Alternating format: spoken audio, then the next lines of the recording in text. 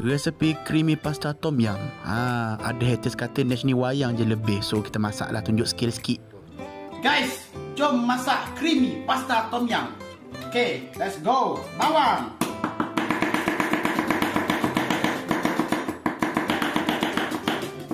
Bawang guys, bawang dulu.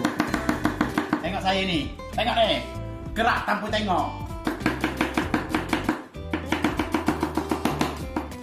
Oh, sikit. Sorry. Tengok. Halus guys. Tengok tu. Halus. Saya ni tak pernah masuk dapur guys. Tak pernah. Bawang putih.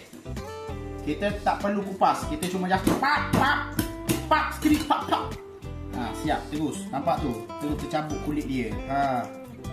Bila dah tercabut kulit dia guys, orang kata. Kita pun apa lagi potong halus. Kita rebus spaghetti. Bawang suwe. Bismillah.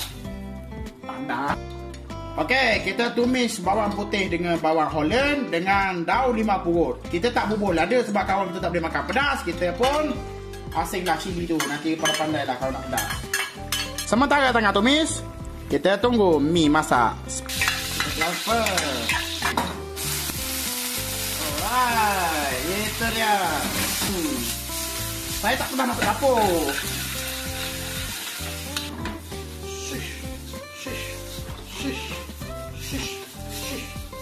Berat. Air. Secukup rasa. Ni. Kita letak paste tom yum yang seafood punya. Bismillah.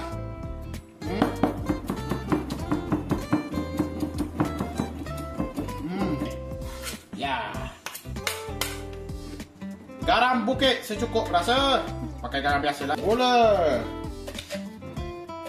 Sugar sikit saja, tak payah. Okey, untuk tambah flavor kita letak pepperoni guys, pepperoni ayam. Tu dia. Tapi tak banyak. Kalau pepperoni mahal tapi tak. Okey, air tepung untuk tambah pekat. Itu dia, tambah tepung sikit, garam semua sudah creamy. Jom kita hidang. Let's go. Okey, batch pertama. Bismillahirrahmanirrahim. Itu dia. Kita ambil creamy pasta tom yum. Siap, jom kita makan. Okey, jadi kita buat 3 batch untuk 3 orang makan. Okey dah. Makan weh. Let's go. Wah, selera molek. Ditambah pula sos bulldog yang pedas tu. La ilaha illallah. Ini orang mengenang kejadian.